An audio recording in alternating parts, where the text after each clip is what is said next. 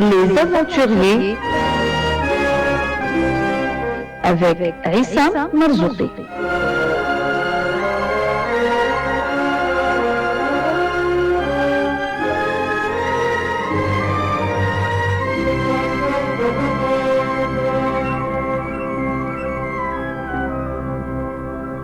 Aujourd'hui, Clément Ader. Savez-vous que l'inventeur du mot avion est l'ingénieur français Clément Ader, vers 1875, pour désigner l'un de ses premiers appareils volants plus lourds que l'air. Ce mot ne sera officiellement adopté qu'en 1914 pour remplacer celui d'aéroplane. Le mot dérive du latin avis, qui signifie oiseau.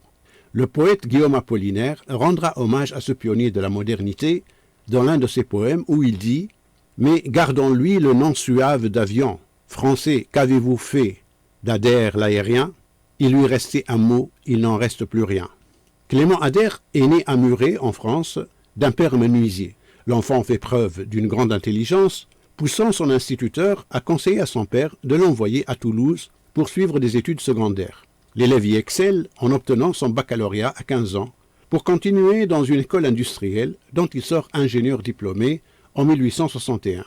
Il commence sa carrière dans les chemins de fer en tant que conducteur des travaux pour la construction de lignes dans la Compagnie du Midi. C'est là qu'il apprendra son métier et deviendra inventeur, notamment en imaginant une machine ingénieuse qu'il appellera le pose-rail, consistant à poser mécaniquement les rails de chemin de fer et qui sera utilisé pendant des dizaines d'années.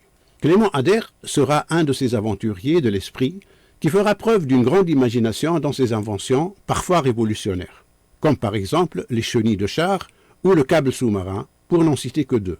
Lors de l'exposition universelle de 1867, il découvre le vélocipède de Michaud, l'ancêtre des bicyclettes actuelles, et imagine de remplacer son bandage, c'est-à-dire la bande alors métallique qui entoure ses jantes, par du caoutchouc. Il a également l'idée d'utiliser un cadre tubulaire en tôle afin d'alléger considérablement le poids de l'appareil.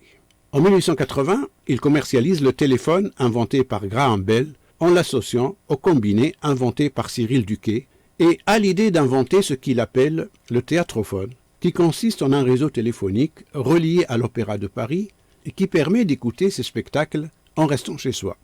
Ader a déposé également en 1901 le brevet d'une embarcation munie d'ailes rasant la surface des eaux avec injection d'air sous pression sous ses ailes, appelé canot à patins pneumatiques. Il contribue aussi à l'évolution de la technologie des moteurs en proposant un moteur à vapeur ultra léger, puis un moteur à essence pour équiper les dirigeables ainsi que des moteurs en V. Il crée aussi entre 1900 et 1907 ses propres voitures de 8 à 25 chevaux.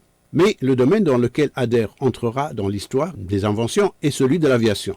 En effet, il commence en 1870 par tenter sans résultat de créer un cerf-volant pouvant emporter un homme. Puis il construit en 1874 un planeur ultra léger de 9 mètres d'envergure. Entre 1890 et 1897, Ader réalise des appareils censés voler dont la forme et la voilure s'inspirent de la forme des ailes des chauves-souris et des insectes. L'éole, le zéphyr et l'aquilon. Le premier est financé par Ader lui-même, les deux autres par des fonds publics mobilisés par le ministère des Armées. La première tentative de vol, effectuée aux commandes de l'éole, a lieu le 9 octobre 1890. Ader réussit le premier décollage motorisé de l'histoire. L'appareil effectue un second vol en 1891. Le second avion, le Zéphyr, n'est cependant jamais achevé. Le 12 avril 1897, l'Aquilon quitte plusieurs fois le sol avant de reprendre contact. Mais les essais n'arrivant pas à convaincre les responsables, Ader abandonne ses projets trop coûteux et ayant peu développé les techniques de pilotage. Clément Ader publiera plusieurs essais sur l'aviation, dont l'aviation militaire en 1911, la première étape de l'aviation militaire française en 1907 et l'avionnerie militaire en 1908. Ce pionnier de l'aviation meurt en 1925.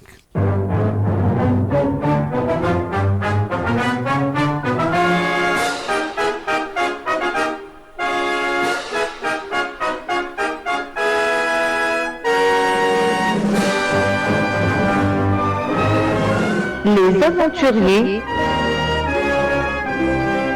avec Issa Marzouki.